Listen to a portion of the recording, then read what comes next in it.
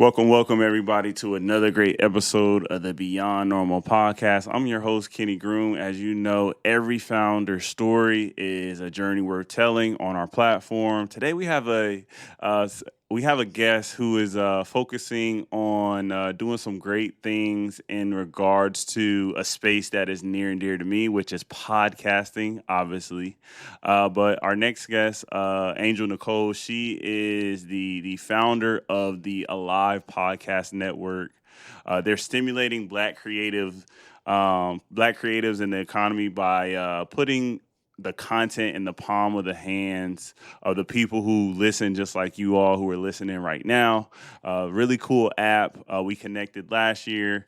And I just had to have Angel on the platform because she's, again, doing amazing things a little bit selfishly for a platform and a space that I care about near and dear to my heart. So without further ado, let's bring Angel to the stage. How's it going, Angel? It is going well. Thank you. Oh, shoot. Can you hear me? Yeah, I hear you. Oh, okay. I thought you went like this, like, girl, I can't hear you. No. I'm good. I'm Okay. good. Okay. Yeah, no, we're here. Thank you so much, Kenny, for inviting me. I'm excited to speak with you today. Yes, for sure. You're taking a gamble on yourself being a founder in this time. It's definitely an amazing time to be creating something on your own. So without further ado, I want to hop into your background. Let us know a little bit like about Angel before starting a live podcast network. Like what were you doing? What was your focus in life before taking this gamble on yourself? Yeah, so I would say it was very similar. I've worked in media, TV, radio, film, podcasting for the last 25 years. And so jumping out there, betting on myself and author was definitely something that was a necessity that I saw after working in industry for so long. I've created contents for so many amazing individuals. So for those who remember Larry King, God rest his soul, like I started his show when he had left CNN. I did a show with Jane Pauley in collaboration with the Today Show. It was an audio compliment after her live television segment. And just being able to be creative and allow people an opportunity to kind of share their gifts with the world and monetize through that content. But I realized that that truth wasn't always possible for Black creatives, where they were monetizing at the same rate, they were having their voices amplified at the same rate, but also who owned the content. And so when I really started to work with more Black celebrities and more Black content creators, that's when I really understood how much of a disparity there is. And that's why Alive was created. I love it. It seems like there's a really cool common thread as you were giving your background about just like creativity. Yeah. Like you want to be around it, you want to make sure you're enhancing it, and so it's really cool to see you focusing on a space that I am familiar with. Those pain points in terms of needing better ways for myself as a Black creative to monetize and really own my content. Mhm. And so I appreciate you giving us that breakdown there. I'm curious, as you started to think through some of the genesis thoughts for the Alive Podcast Network, like what was that core pain point that you feel like you were trying to solve? Yeah. So I think that's a great question because as a founder, it's imperative that you understand what the pain point or what is the problem that you are solving. And for me, working in media for so long and entertainment, like really understanding what was missing from the marketplace. If you think about it, over the last 10 years, there really hasn't been a dominant location where you went to listen to podcasts. For the most part, it's still a growing sector for Black listeners as well as creatives, especially the listeners. So one, seeing that there wasn't one place where people were just like, boom, this is where we want to listen to podcasts by Black hosted, creatives. But then there was also the understanding that Black content was being canceled by major platforms. And so Mm. for me to experience that firsthand after creating content for white celebrities and white creatives for so long and never having a show cancel. I mean, I had some shows that weren't even that great that I was a part of their production and things like that, that I was just like, okay, but when you're working for another company and it's like, this is what they're tied to and it's part of their mission, their goals, you just rock with it, right?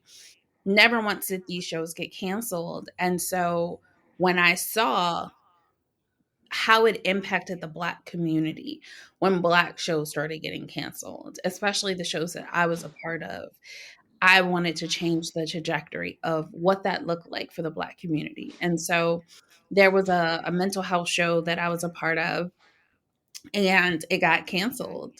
And a listener had wrote in and said, "Hey, like this show, it was my therapy because I can't afford therapy. And now that it's gone away, what am I supposed to do?" And so when you hear and you have moments like that and you have the skill set to impart change, and you're an activated person anyways, you get activated and you do something about it. And so that's like really the problem that I wanted to solve, was making sure that there was a home, no matter how many listeners a show had, no matter um, what that person's background was. I wanted it to be an opportunity to really enhance the skill set of Black content creators, as well as making sure that there were no limitations to um, being a part of a network where you had to have 50,000 listeners or 50,000 downloads and all of that, which I think sometimes for content creators can be intimidating. For sure. Especially it's interesting because there's so many people every day creating, content, creating new podcasts. Mhm. There's like millions of podcasts, right at this moment in time, right? And so like your point, you hit something like the nail on the head in terms of, we look at, where we want to go in terms of being a creator, and then it's like, oh yeah, we're the North Star a lot of times by default ends up being, we're pigeonholed into saying, oh, we need to be like any of the major shows that has hundreds of millions of viewers, and it's like, no, not necessarily. That may not be the lane for you, and that's okay. Mm. There's a way you can monetize Yep. way before you get to that point, and that doesn't necessarily have to be your North Star. So I appreciate you talking a little bit about that, and that leads me to my next question, because with your experience, you have spent some time. You spent a lot of time, right, in the old form of media. Now you're leading what is going to be the new media wave, and so I'm curious. What's one similarity? Like, what's one thing that's carried over from that old way of how media thinks, and then what's a new way that is just completely against, anarchy, against that old method, comparing the new method. Yeah. So I would say, I mean, I have a lot for the first one. But I would definitely say knowing your target audience, right? I think sometimes with these podcasts, some people, they have their passions that they just want to talk about. And while, yes, it is, because it's digital, it's a lot easier to just create that content. And actually, I'm going to give these two, but this one I feel like could be the answer to, like, you can still do it. Like, there's no limitations. Like, there's no barrier to entry if you have that passion topic that you want to talk about. However, if you want to solve a problem, if you want to be relatable and connect with a real audience, you got to know who your target audience is. You got to know who you're planning to talk to. Now, on the contrary, to the second part of that question, like, what's totally different? You ain't had that opportunity before. Like before, like Mm. there were so many barriers, like where you had to pitch your show, you had to be selected. It was so much more work that went into you being able to share your voice with the world. Today with podcasting, that's no longer a barrier to entry. Anybody can do it, right? Um, but on the flip side, the thing that I think that's really important if you want to be successful is, and this goes back to the way it was before, you got to be consistent. You can't just up one day and say, "Hey, I want to do this," and think that it's going to work. And you're just going to like start off and blow everybody away on your first episode without the marketing, without people really being able to know who you are. There are certain things that go into that process. And like I said, it's consistency and it's like being able to promote your content. Those things are definitely carry over from the old way to the new way. I appreciate that. And as you were talking, you got me to thinking about how our first episodes looked and sounded. That it was not the best at all. And it's kind of cringy to go back and listen to some of those first episodes because we're like approaching 100. But I think the cool thing for me is that I use me starting before it was this polished product as like a way to say like, look, to tell the growth story of the platform. I think that's relatable to the founder journey, right? Of being a creative, right? And that's the cool part where, like you said, it's not from day one. Most of the time, you're not going to just wow people, and you gotta be okay with that and really fight through some of that pain and discomfort you may experience early on. Yep. So, next up, I want to talk about the topic of technology. What for you, with your experience being in media, what where are we at with the technology in terms of, I don't want to make this sound like a doomsday scenario, but are we at the point where the technology can do everything that the creative does not want to focus on, if that makes sense? So if they want to just do their creative muse, do you feel like now we're at a point where people can let the technology do all the other stuff? You mean like through automation? You mean AI? Like what type of tech? Interesting. All right. So, all right, let's say let's go to the extreme. The extreme is the AI, right? Like what's from an AI perspective, is it okay for somebody who's a creative to just say, "Hey, I want to focus on my art and I want the AI to do everything else." Like, what do you think? How do you feel about somebody saying that's their utopia point? Like, that's where they want to be at. What are your thoughts around that? So I think it depends, and I want to make sure I'm understanding the question properly, so that I can address it correctly. Are you asking that they want to focus on their artistry that they most care about? So Correct. graphic design, that's what they care Yeah, exactly, about. exactly. Okay. Taking it a level up past just the podcasting, right? And thinking from a creative perspective. Yes. So I think I don't know. That's hard because I feel like you're you're not really being creative at that point. If you're Mm, just, let's say I'm a writer and I really don't want to, I don't know, like it's hard because if I'm a writer and I want AI to like read my stories and I'm pushing them out on social media as a means of attracting people to who I am, but I don't want to be seen on camera, I don't want to use my voice, and I'm relying on AI to be able to do those things to make me more um, aware to the general public. I get it, right? And my only question will be like, is it really attracting people to your writing? Um, or are you just like depending on technology to really connect with your audience base? And I think that that humanistic form of being able to read your writing, or especially if you're a poet, like perform your poetry in front of people where they feel that expression. I don't think AI has gotten to the point where it makes you feel. It can, mm, it can.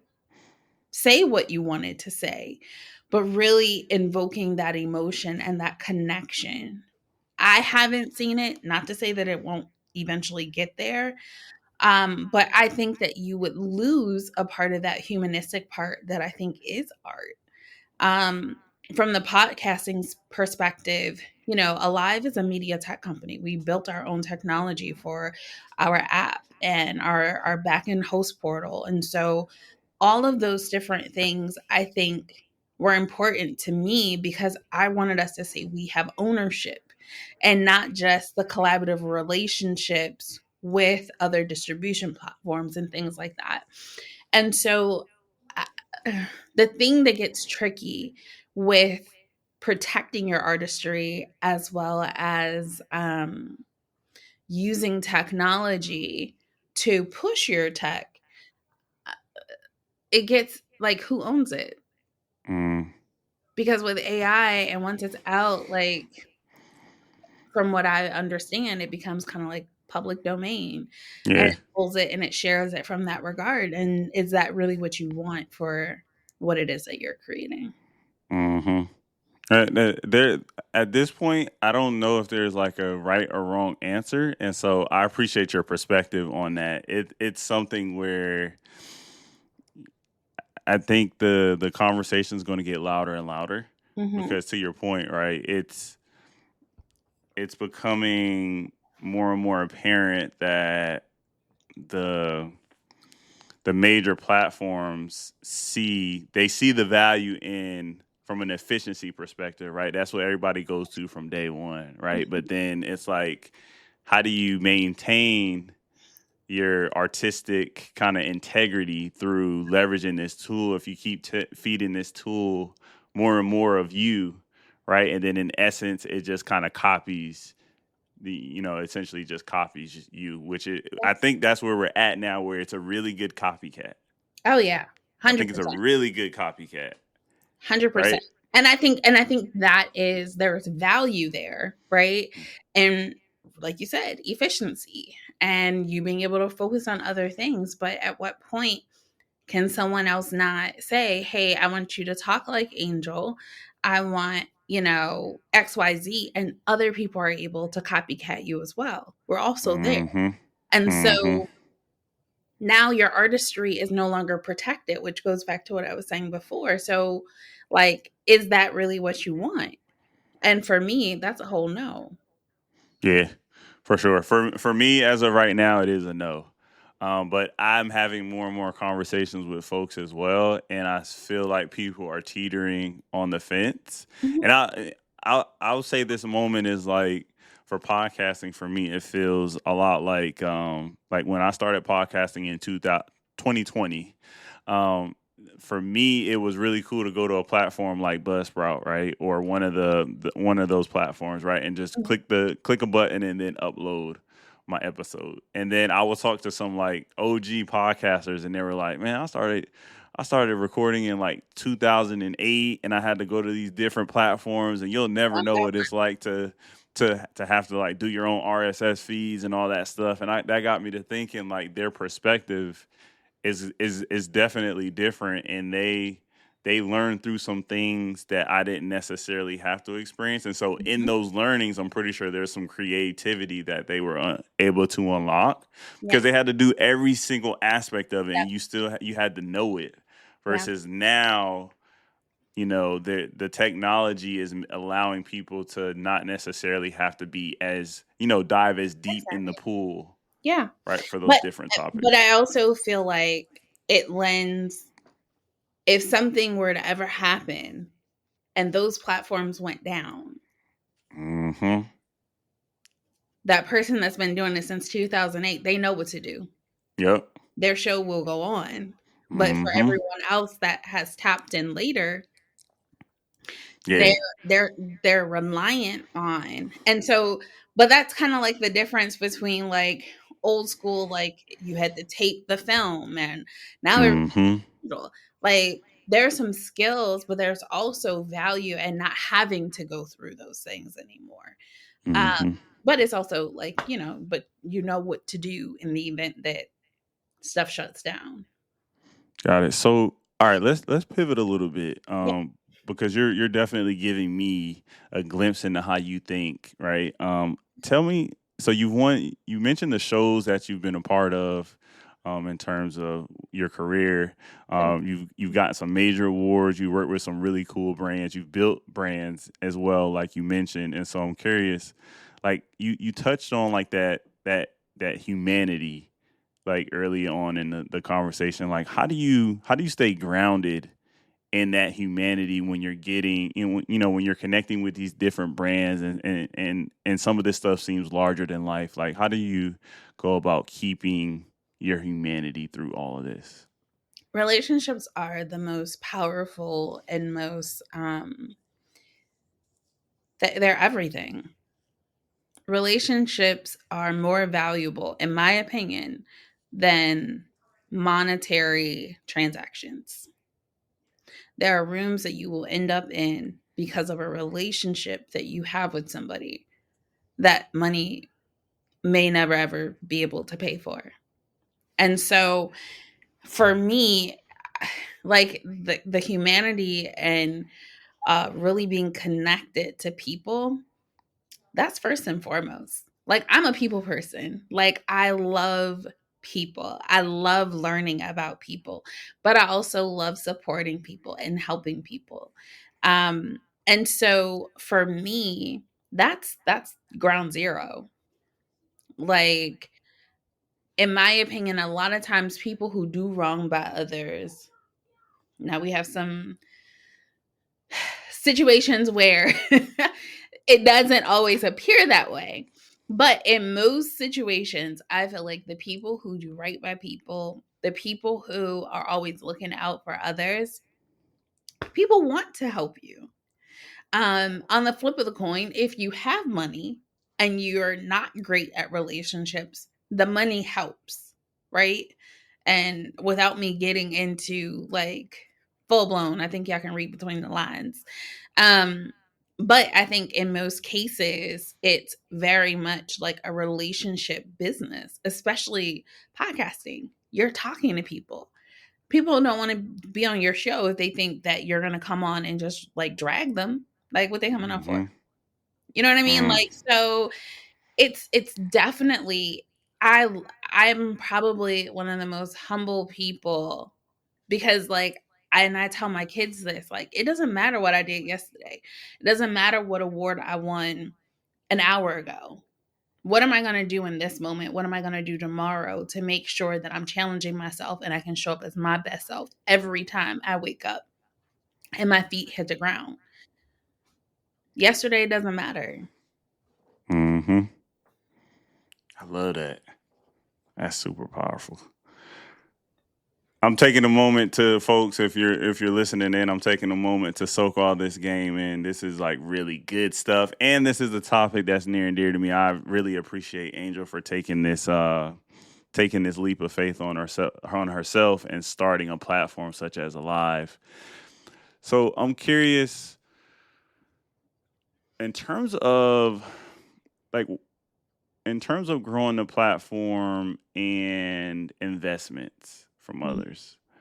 Like, where do you the is that a has that always been a top priority, getting investments from others to scale up the platform?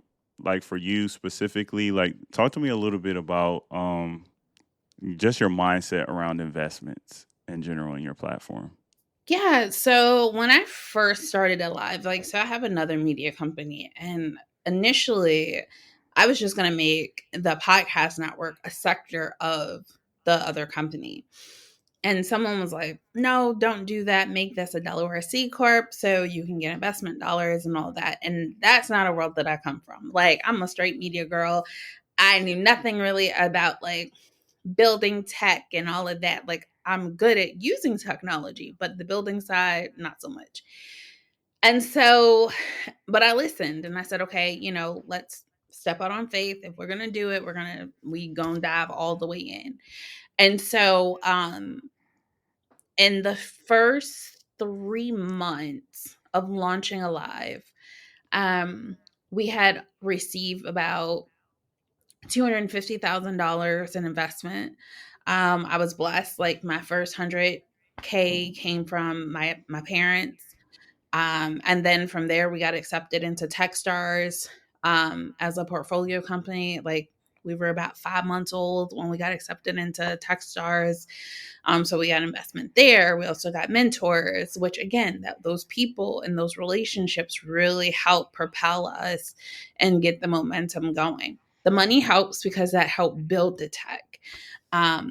But now I'm in a place where I'm not really interested in continuing to acquire investment dollars. The way that I think about this, and I may be completely wrong. So, if you are on the fence around getting investors, because there's a lot of people and a lot of businesses, they get a lot of money from investors, and that is how they want to build their company. And I don't see anything wrong with it. But I think for me, I want something different. When you're in trouble as a startup founder, I think that is a pivotal time to learn. And if you just like hop on stage, do a pitch competition, win some more money, and you keep doing the same thing, you're not learning. You're wasting. You're wasting time and you're wasting money. And when I got into my pickle of a moment, I decided in that moment that if this is really for me and if this is what I'm really supposed to be, it's my job to figure out how to make it work. I don't want to dilute the company so much that my initial investors are getting less money. Like, how can I make this thing pop so that the people who really believed in me from ground zero, we're all growing and rising together. And Mm. so I literally went to the drawing board and was like, okay, boom, like working numbers backwards. Like, what do we need to hit? How do we need to do this? How do we need to market? Where do we need to publish ourselves? Where do we need to be highlighted? And from that, really being able to draw some major conclusions that are not just 100% reliant on investment dollars. Investors are great. I am grateful for every investor that has believed in the vision of Angel and Alive. Truly appreciate them. But now I feel like it's my turn to kick in and really make those dollars work and make sure that it is a profitable business, not just one that's reliant on investment dollars every year or two. That's dope. That is something that we do not hear a lot, Angel. As you alluded to it, right? A lot of it is we need more money, right? We got to burn some money. We got to keep burning money essentially to grow at the scale that we want, right? And that's not always the case. And it's okay for a business to say like we're going to focus on being profitable with Yeah. the money we have in the bank. Like that's perfectly okay. And I don't think we hear that enough, specifically when it comes to businesses that are, businesses that get some sort of capital from other investors. That Yeah. doesn't bubble up and resonate towards the top of what we hear. The algorithms do not push that, and No. I know you're familiar with the algorithms and what they push. But I also So, don't know if many founders, one, operate from that same vein, and two, openly speak. mm, So we can't blame algorithms if the conversations aren't being had. You know what I mean? mm, So I'm a very direct and transparent individual. And so I would never get out and tell people like, oh yes, it's been hunky dory for the last 3 years and we've done this and this and this and I'm just continuing to soar. Like there being a startup founder, being a business owner, there are ebbs and flows. And how you operate in those moments where you're in the valley, that is imperative, in my opinion, to the success of the company. Again, mm-hmm, I can jump out there and I can win some pitch competitions. Angel decided that's not what she wanted to do. And my one of my last investor meetings with one of my existing investors, I was kind of telling him what I was doing, and he's like, "Well, how much runway do you have?" And this and the other, and I think it freaks investors out, understandably. mm-hmm, However, for me, I'm like, "Don't you want me to solve the problem? So I'm not just keep coming to you like I need more money." mm-hmm. Like, I'm a problem solver. And I honestly believe God gave me this vision for launching Alive. Then he's going to show me like, okay, yep, don't do that again, do this. And I will be guided and the right people will cross my path to make sure that it is successful. But just being like, oh, give me some more money, give me some more money. And everything is like a trial and error. I'm going to tell you a quick story about like the tech side of things. When I first started, again, I'm not a techie. I ain't never built no app. However, the first person that I worked with um, to be my developer, he ended up not really doing it. He found another company in another country and whatever. But what I learned very early on when I was like asking, people who build apps and all that, every one of them said, "Oh yeah, I can do it. I can figure it out. Like I can build what it is that you want." But what I had to learn, the translation of that was, as long as you're paying me to figure it out, I will eventually get you there. Mm. I don't want to be that as a business owner. I don't want to keep taking your investment dollars trying to figure it out. Let me figure it out. And then once I'm like, boom, we good, and I need money to do this to push it, then I will consider going back to my investors and saying, this is working. Here's the strategy. Here's the game plan. But just to keep throwing money away, yeah, no, that for me, that doesn't work for me. No, you spit game, Angel. You spit game. As you were explaining that scenario, it sounded like it could be like a horror scenario. I'm not even going to front with Yeah. like somebody. I can imagine like somebody telling you from a tech perspective, yeah, of course I can build this. And then we all have seen that, like we see all the memes, we see all the posts where people are just like, yeah, I told them I could build it, and then I went to Google and just started googling stuff, and it's like, no, no, no, no, Yeah. that's And that's and I that's. I went through it. I literally went through about 4 developers in a year. Mm-hmm. So imagine how much Wow. money I wasted. Yeah, that's crazy.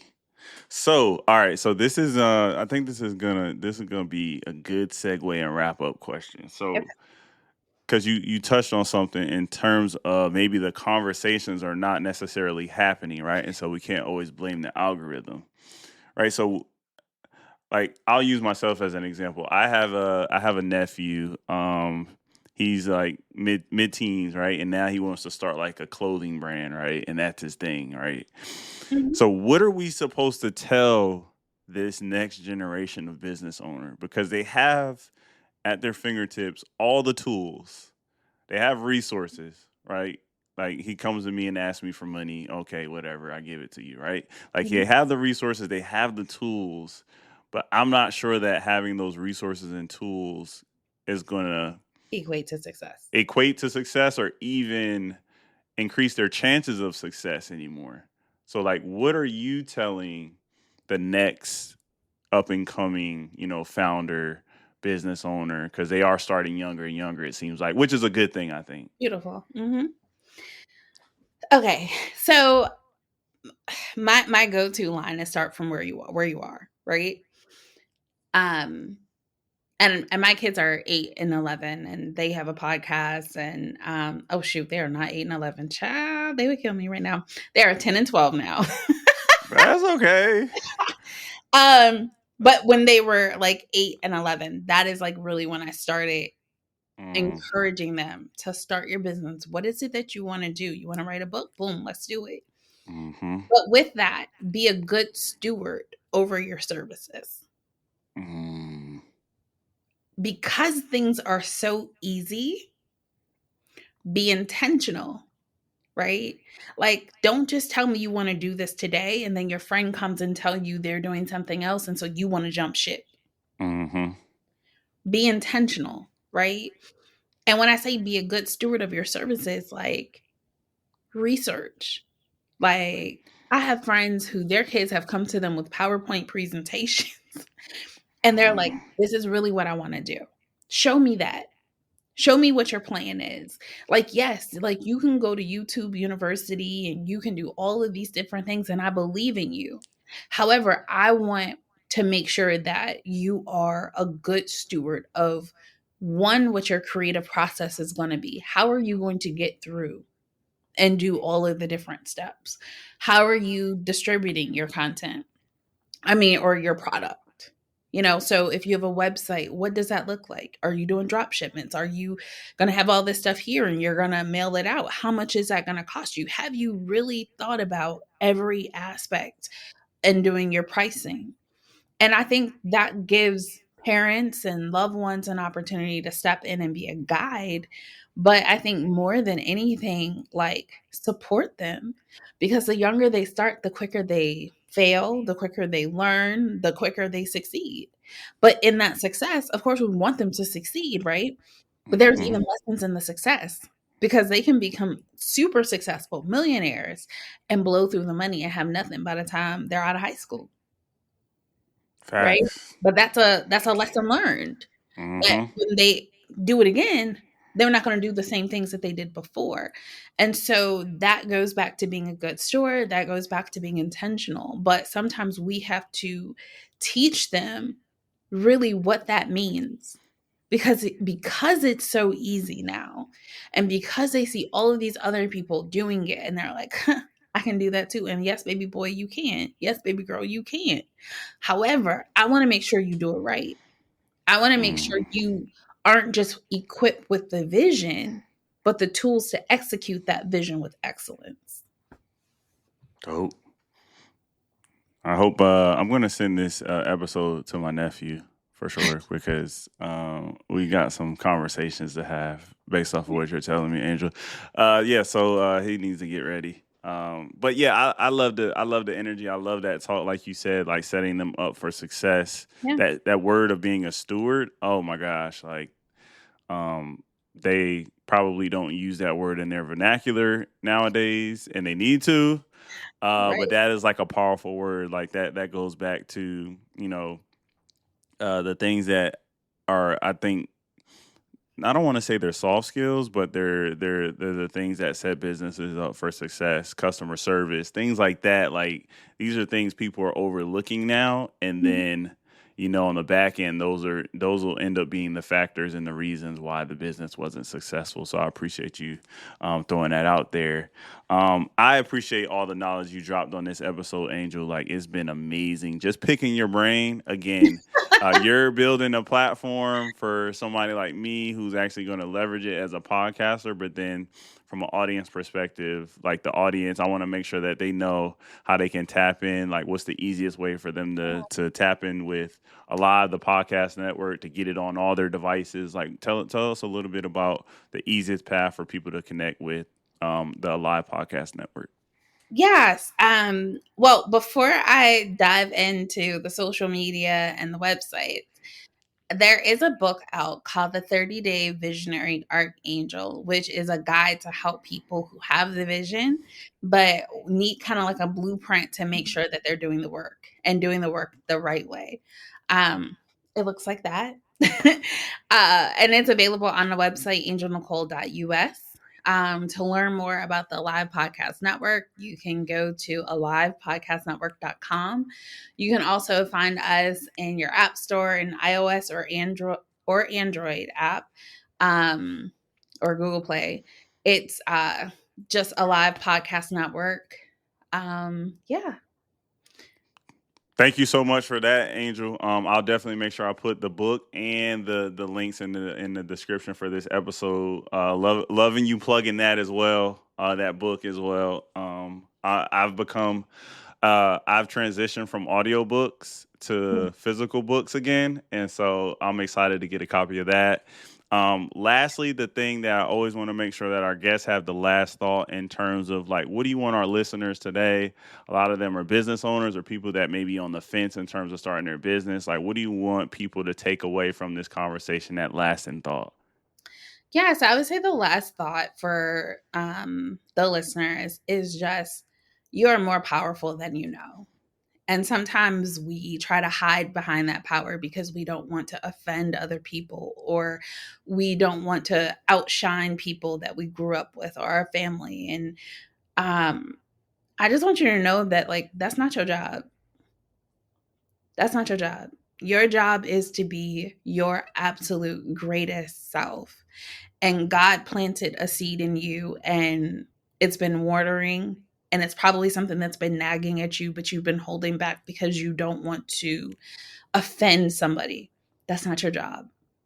Your job is to show up and to bet 100% on you and the vision that is within you. And then that's where your success is. And so I would just say stop playing small and get out there and win. Thank you. Mic drop moment. For those that are listening with us right now, thank you for tuning in to another great episode of the Beyond Normal podcast. Peace.